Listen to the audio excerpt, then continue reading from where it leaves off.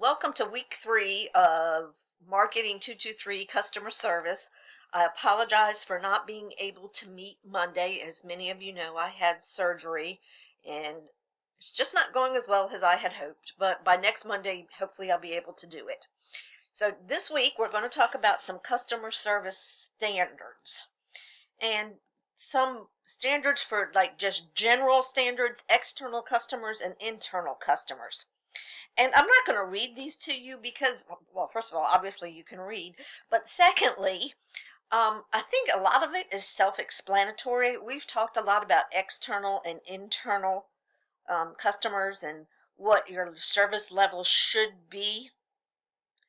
One of the things that I want to point out for internal customers, solve issues through direct discussions.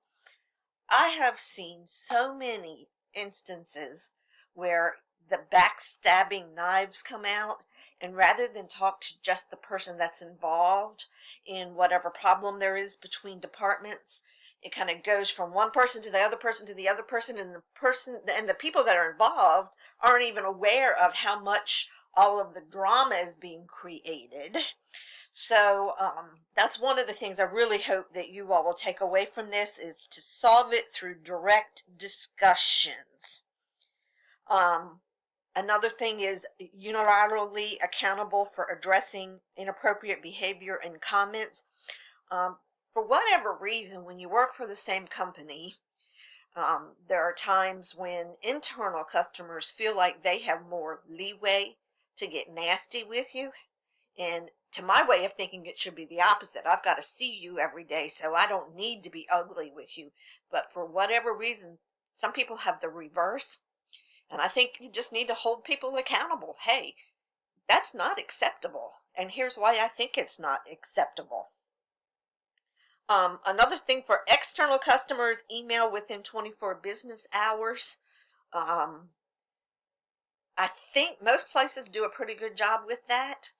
I got completely overwhelmed my first 2 days of this semester.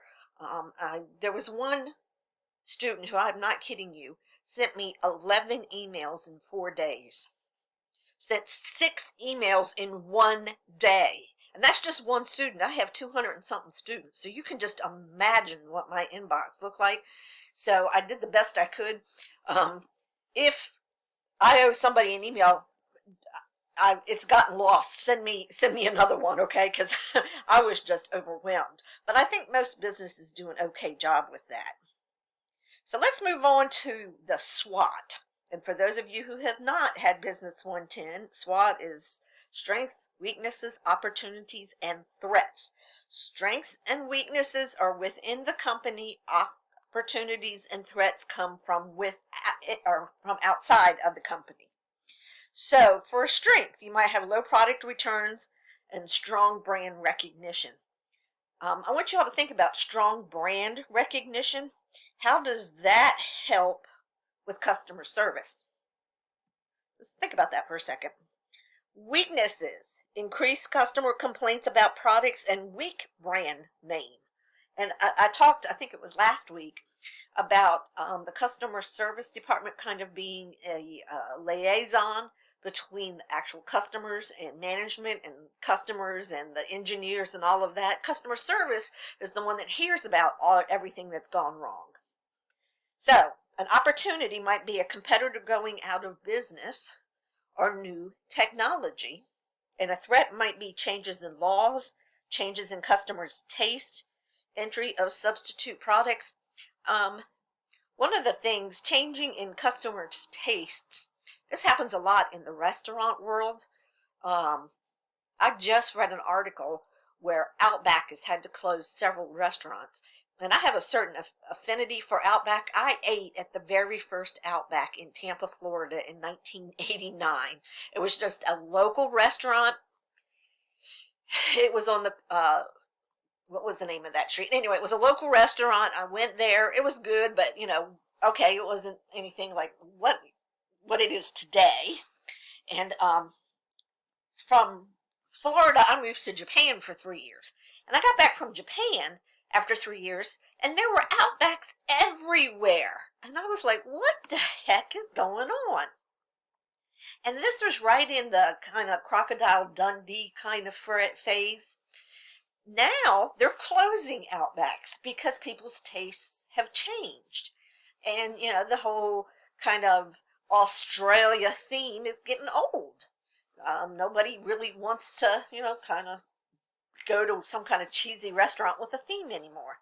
So you never know about customers' tastes. So that can be a threat to business, and it can be a threat to customer service. And this is again where you should be able to keep abridged of what's going on, so you can let management know that, hey, people aren't buying this stuff anymore. They don't like it. So a strategic plan. And if you've taken Business 110 with me, you may have heard me say that a plan isn't worth the paper it's printed on. Because we can plan all we want, but stuff happens, okay? So you can have all the plans you want, but nobody can plan for a natural disaster, okay?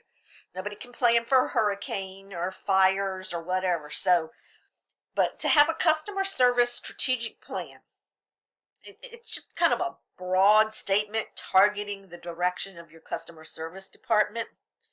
So you want to have SMART goals. SMART stands for specific, measurable, obtainable, relatable. Oh, y'all help me out here. I just completely lost it. Specific, measurable, attainable, realistic, and timely. I'm sorry. Specific, measurable, attainable, realistic, and timely. That's what SMART stands for. So you want to have goals that are SMART goals. And so let me just give you an example. I use this in my Business 110 class. I want to lose weight is not a SMART goal. It's a goal, but it's not measurable. It's not timely. There's no time frame. So I want to lose 40 pounds in 2 weeks. That's not a SMART goal either. Is it measurable? Yes. Is it attainable? No. Is it realistic? No. So a SMART goal would be, I want to lose 5 pounds a month for the next 6 months. Is it specific? Yes. Is it measurable? Yes. Is it obtainable? I think so. Is it realistic? Is it timely? So we're saying 5 pounds a month for 6 months. So that's 30 pounds in half a year. So yes, that's a SMART goal. So when you're setting customer service goals, you can't just say, we want to have less complaints. Not specific, not measurable, not timely. So you have to sit down and figure out what your goals are for your customer service department. And how do you achieve your objectives, and what are the methods used to get to these objectives? You're never going to have 0 complaints. There is always somebody out there that is going to complain. And you just accept that and move on. And sometimes complaints are actually good because you can turn them around into a positive. Maybe you didn't know something was wrong, or maybe you just never looked at something that way. So you want to have your strategies, and then you want to have your tactics, which are the specific steps to implement the strategies. Your tactics are the who, what, when, how. Okay? So strategies are your how you're going to achieve your objectives, and then your tactics are the who, what, how, why, when to achieve those. So you really got to think about your customer service department. What are the things you do well? That comes as your SWOT. What are the things you need to improve? What are your SMART goals? And from your SMART goals, you should be able to come up with some kind of a objective strategic plan to move the company forward in customer service. You got to have some performance indicators. So to indicate measure of customer service performance. So you got to list this in the goals, but you got to be really careful here. Some goals seem okay at first until you really stop to think about it. I know at one particular company that their goal was to have telephone calls no longer than 3 minutes, which sounds great. But what if the problem isn't solved? What if they're just fluffing you on to somebody else, right? So measuring the time it takes to fix the problem may not be the most accurate way to measure customer service. I think we've all called places and you've gotten at the end of this, would you give a 5-minute review of your customer service experience? I'm not so sure those are super accurate either, because either you've had really good customer service and you want to take the time to tell them, or you've had really bad customer service and you want to take the time to tell them. If your experience was typically people aren't going to spend the time to do the survey. So you got to be really careful. Excuse me. Excuse me. You got to be really careful about what your performance indicators are.